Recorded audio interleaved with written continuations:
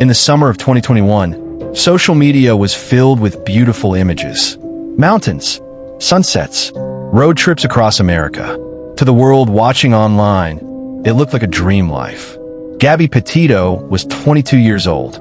She was living what many people call the van life dream, traveling across America with her fiancé, Brian Laundrie.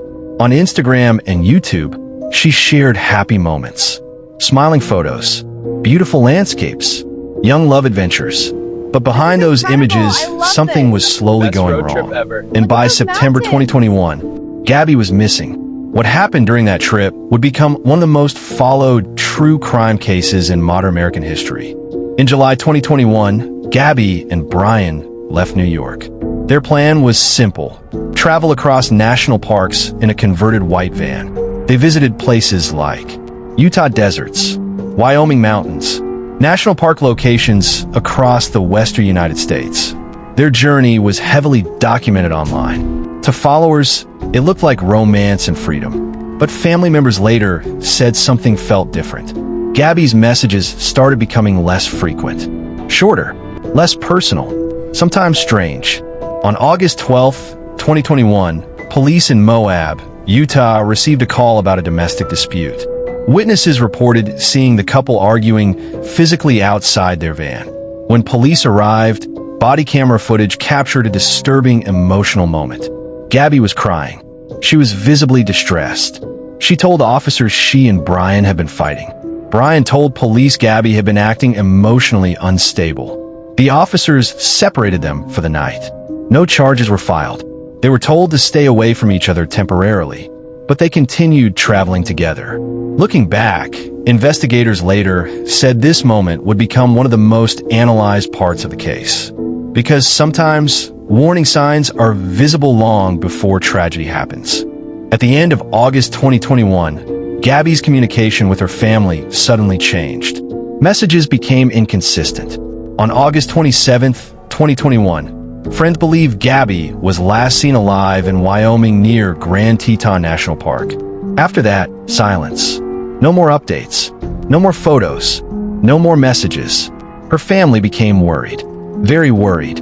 On September 1st, 2021, something strange happened. Brian returned to Florida, but Gabby was not with him. He returned using the van they traveled in. But when police later tried to speak with him, he refused to provide details. He had legal representation, and he stopped cooperating with investigators. This immediately raised suspicion across the country. Because if everything was normal, why was she missing? On September 11th, 2021, Gabby was officially reported missing.